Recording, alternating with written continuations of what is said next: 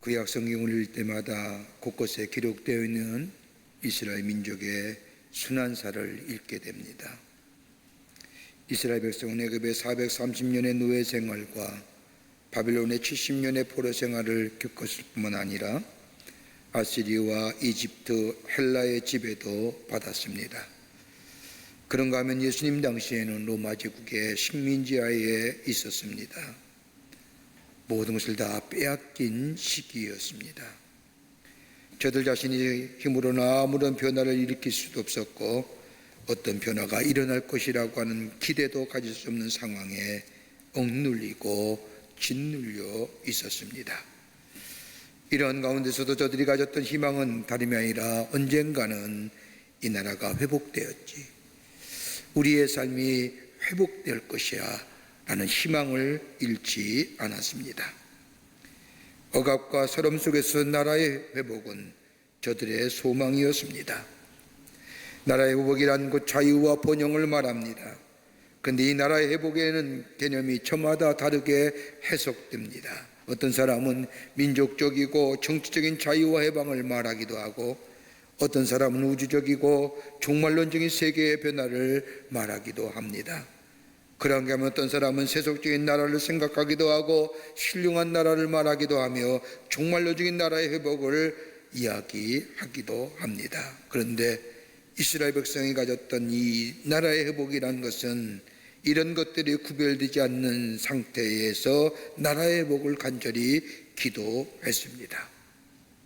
그 나라의 회복을 위하여 나라의 회복을 가져올 사람은 다름이 아니라 하나님 우리에게 약속하신 그 메시아가 올 때에 이 나라는 진정으로 회복될 수 있다고 생각하며 메시아의 오심을 기다렸습니다.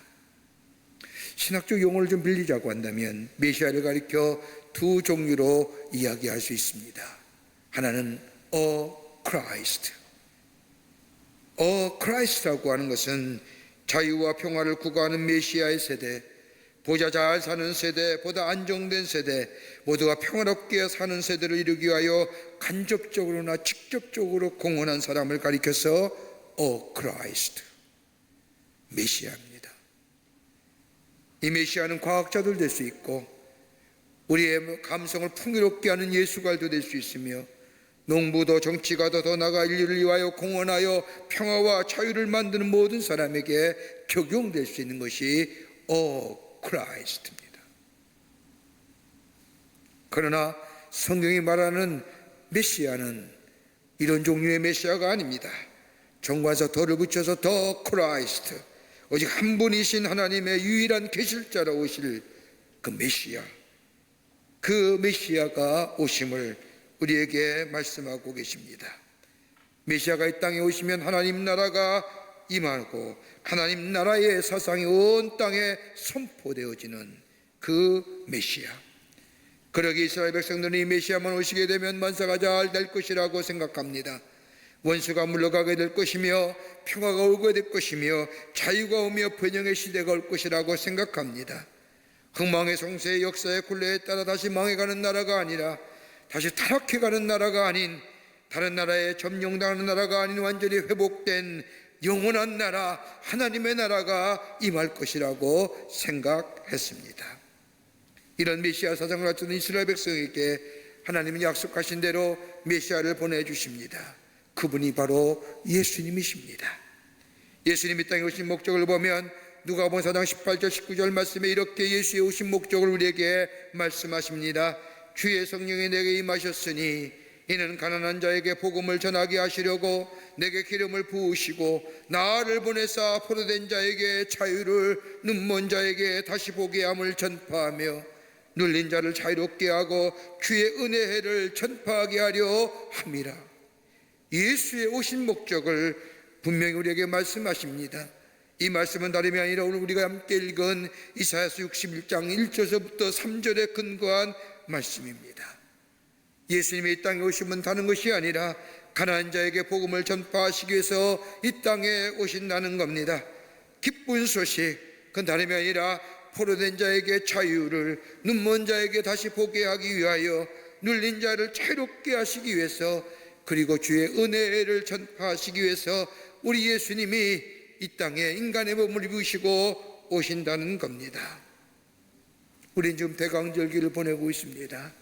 우리 가운데 오실 예수님, 하나님의 약속의 성취자로, 구원자로 이 땅에 오시는 예수님, 그 예수님이 우리 가운데 오시는데, 그 오시는 예수님은 어떤 모습의 예수님이 오시는지, 오늘 그 예수님을 기다리는 우리들, 그 예수님 모시고 우리의 삶 속에 주의 은혜가 넘쳐나는 하나님의 백성의 삶으로 살아가기를 간절히 소망하면서 오늘 본문의 말씀을 통해서 몇 가지로 함께 말씀을 나누며 은혜 받기를 원합니다. 첫째는 우리 예수님은 가난한 자에게 아름다운 소식을 전하기 위해서 오신다는 겁니다.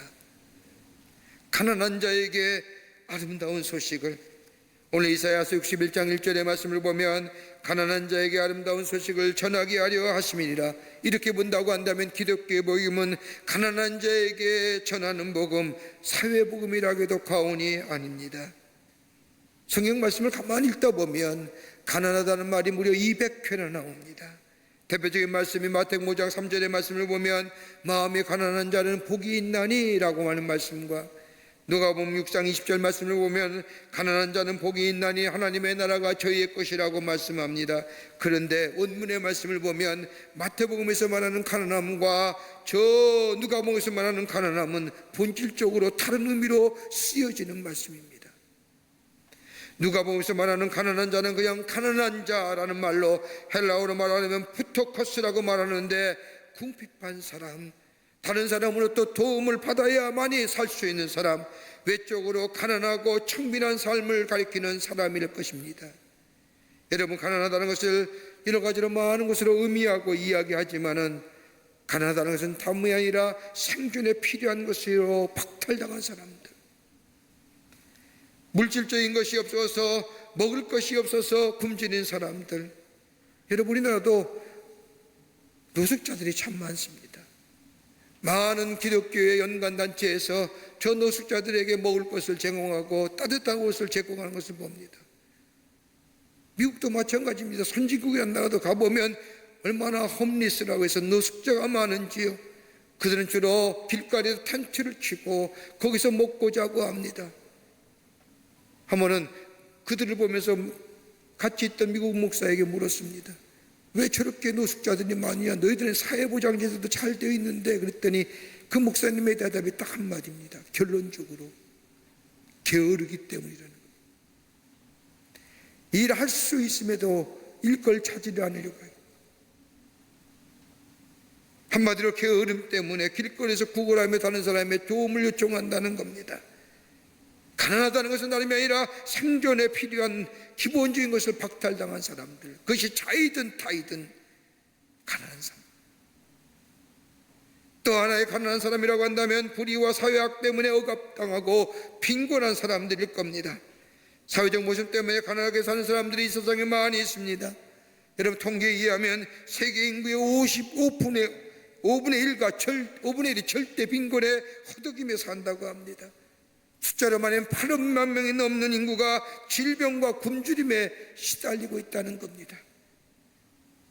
그러면서 부부보에 보면 인류의 5분의 1이 전 인류의 생산량의 5분의 4를 소비한다고 합니다. 저 아프리카의 나라의 빈곤층에 있는 아이들 굶주리고 그리고 못 먹어서 죽어가는 사람이 얼마나 많은지, 가난한 모습입니다. 그런데 마태복음에서 말하는 가난한 자는 다른 의미로 쓰여집니다. 그냥 가난한 자가 아니라 그 마태복음 5장의 말씀을 보면 심령이 가난한 자, 앞에 심령이라고 합니다. 다른 말로 말하면 영적으로 가난한 것을 말합니다. 내적인 가난을 의미합니다. 죄를 깨닫고 절망한 상태, 영혼의 가난한 상태, 죄로 인하여 절망하며 구원을 갈망하는 상태, 그러기에 예수님은 심령이 가난한 자는 복이 있다고 하는 말씀이 바로 이런 의미입니다. 죄를 깨닫고 절망한 상태에서 영혼이 가난한 상태, 그러기에 이 가난함을 벗어나기 위해서 구원을 갈망하며 하나님을 갈망하는 이 사람들, 그러기에 그것이 심령이 가난한 자라는 거예요.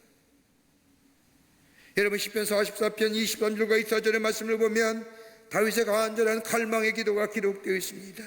하나님을 향하여 간절한 구원의 갈망, 그가 없어서 하나님을 갈망하는 것이 아니라, 가난해서 갈망하는 것이 아니라, 외적인 환경에 어렵고 힘들어서 갈망하는 것이 아니라, 내적 갈등, 그 죄로 인하여 절망하며 구원을 갈망하는 기도가 시편 44편에 나와 있습니다.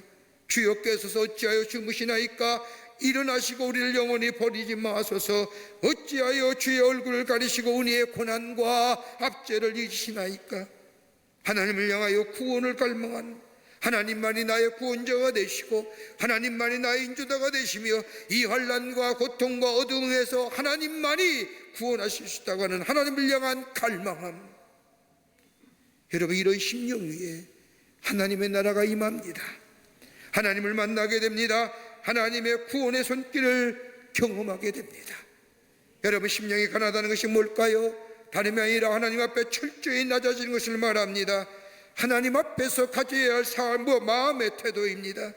창조 되시는 하나님 앞에 철저하게 낮아지는 모습, 나를 포기하고 나를 부정하는 것, 여기에 하나님의 은혜가 임하게 되며 저의 삶이 새롭게 소생되며 새롭게 태어나는 새로운 역사를 경험할 수가 있는 겁니다.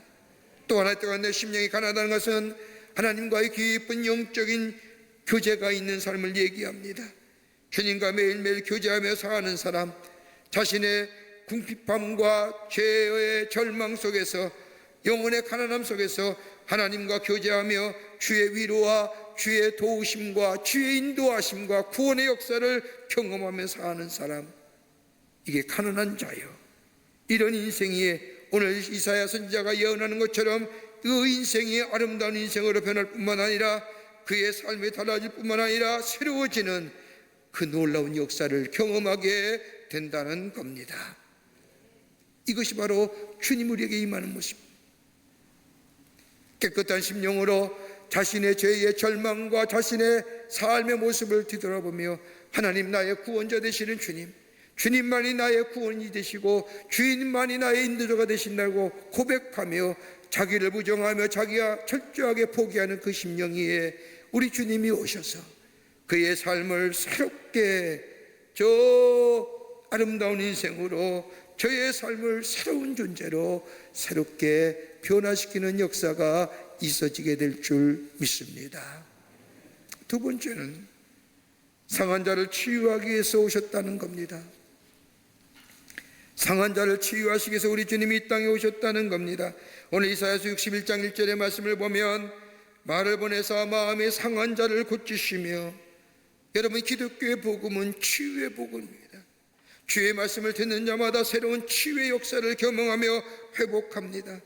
마음의 상한 자가 예수 앞에 나오게 하면 그의 마음속에 치유함과 위로함을 경험하게 됩니다.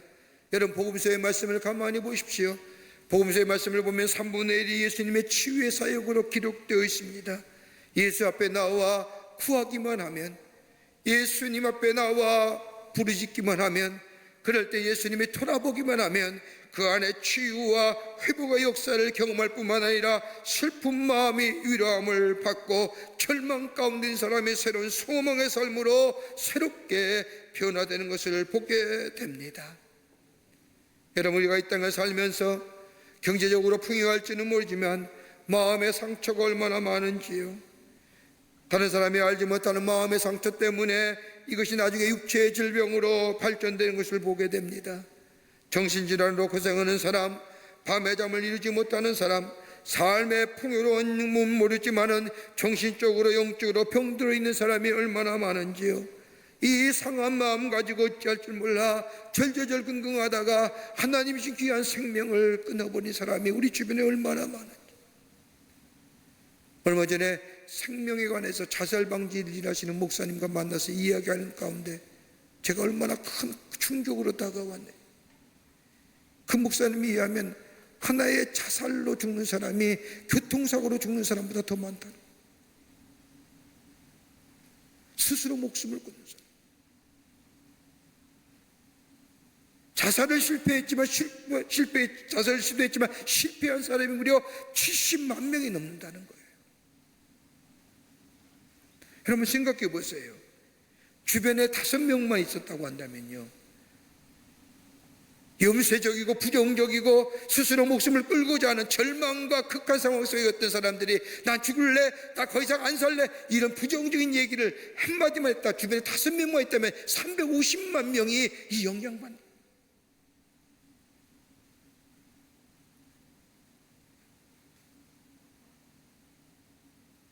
해결 방책이 어떤 것일까요?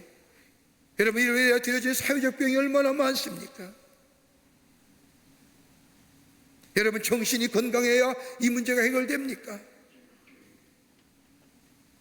여러분, 그러면 정신의 건강이 어디서 오는 거예요? 여러분, 정신의 건강은 다름이 아니라 우리의 영적인 강건함이 있어야 됩니다. 영이 강건하고 영이 건강해져야 됩니다.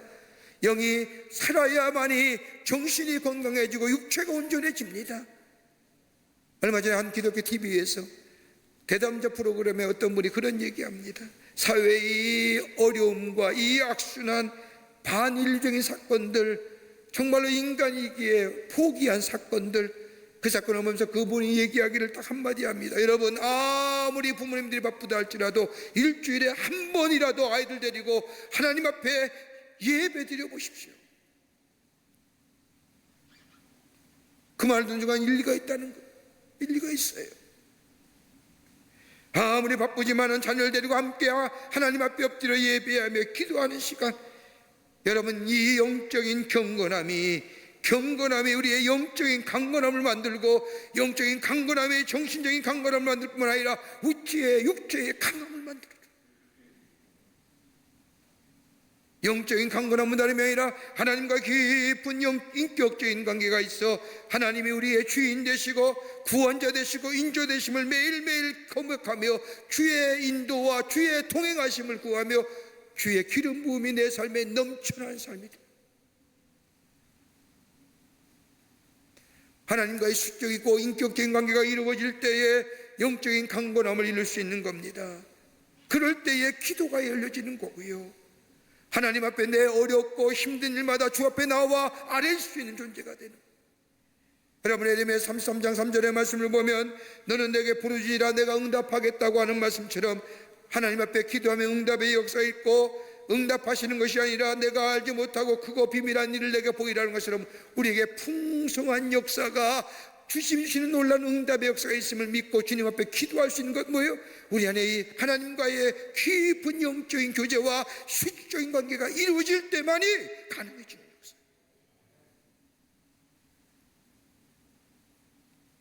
그러기에 경건의 훈련은 범사 유익하다는 겁니다.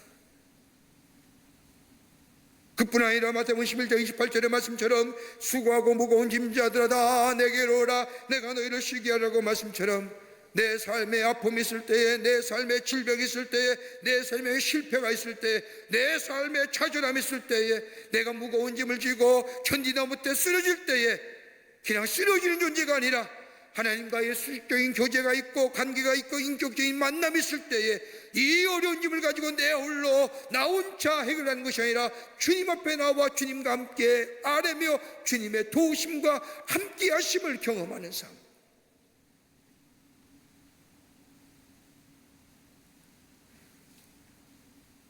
이럴 때에 우리의 삶에 치유와 역사가 일어나며 회복의 역사가 일어나며 놀라운 하나님의 은혜를 경험하는 하나님의 복된 백성의 삶으로 살아가게 되는 겁니다.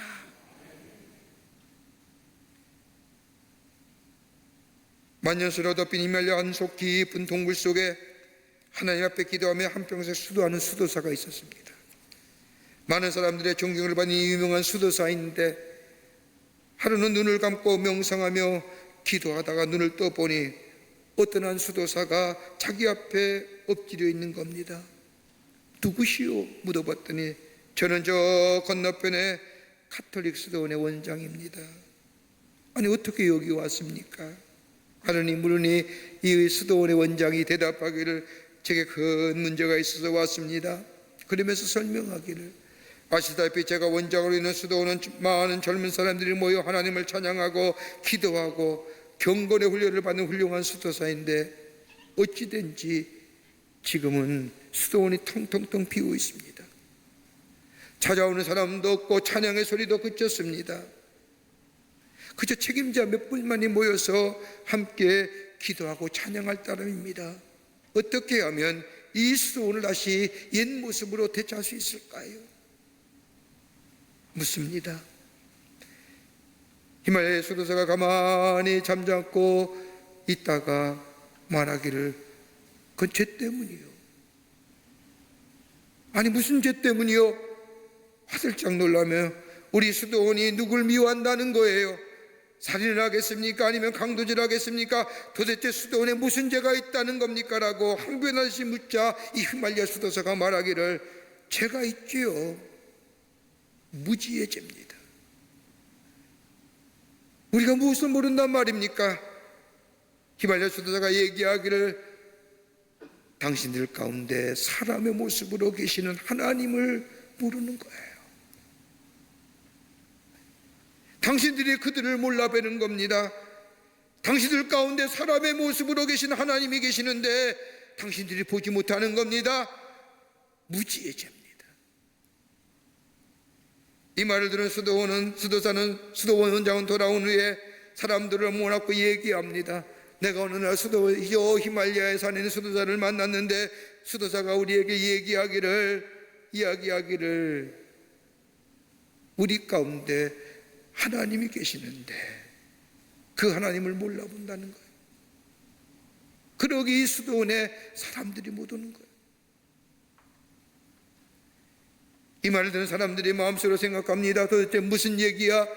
우리 가운데 하나님이 계시다니, 우리 가운데 사람으로 모습으로 계시는 하나님이 계시다는지. 그 말을 생각하며 그 말을 마음속에 두고 있는 동안에 저들이 서로 말을 조심하게 되고 믿음을 다시 추스리게 되고 그리고 서로를 존경하기 시작합니다. 저분이 하나님 아닐까? 저분이 우리 가운데 사람의 모습을 하고 계신 하나님은 아닐까? 서로 간의 말을 조심하며 존중히 여기며 되며 어느 사이인가 저들에게서는 찬송이 불러지게 되고 감사한 마음이 생겨지게 됩니다. 누구인지 모르지만은 우리 안에 하나님이 계시다는 생각, 하나님이 우리와 함께 계시다는 생각, 이렇게 되자 수도원의 분위기가 확 바뀝니다. 감사의 찬송으로 충만해졌습니다. 그렇게 되자 저들의 마음이 치유되기 시작하게 될 때에, 회복되기 시작할 때에 다시금 젊은이들이 다시 수도원에 모여지기 시작하며 냉랭했던 수도원이 은혜가 충만해지고 감사로 넘치는 수도원으로 바뀌었다는 이야기입니다. 여러분, 우리의 영혼이 치유될 때에, 우리의 정신이 치유되고 우리의 영혼이 치유될 때에 우리의 눈이 달라지며 어둠만 보며 절망하며 좌절하며 탄식하며 이런 마음에서 주님이 내 안에 계시어 우리의 영혼을 새롭게 하고, 우리의 영혼이 새로울 때 우리의 정신이 새로워지고 우리의 영혼 정신이 새로울 때 보는 것이 새로워지는 역사, 이런 놀라운 치유와 회복 역사는 다름이 아니라 우리 주님이 우리 가운데 계실 때에 상한 마음을 치유하시기 오시는 그 주님을 모시고 사는 자에게 이런 놀라운 치유와 회복의 역사가 있어지게 되는 줄 믿습니다. 그 주님 모시고 사는, 그 주님 우리 가운데 오시는 겁니다. 상한 자에게 치유함의 역사를 주시기 위해서. 끝으로 주의 은혜의 해를 주시기 위해서 오신다는 겁니다. 주의 은혜의 해를 선포하시기 위해서.